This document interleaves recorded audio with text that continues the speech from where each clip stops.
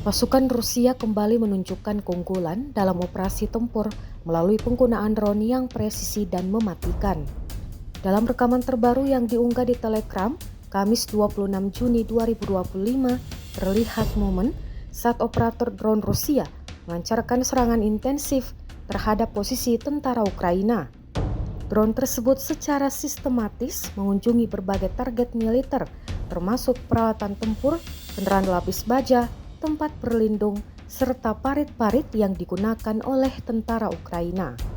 Setiap kunjungan bukan sekedar pengintaian, melainkan bertujuan untuk meledakkan sasaran dan melumpuhkan kekuatan musuh secara langsung. Rekaman itu memperlihatkan efektivitas tinggi dari drone yang diterjunkan, menunjukkan bagaimana Rusia terus mengandalkan teknologi UAV dalam memperlemah pertahanan dan logistik Ukraina di garis depan.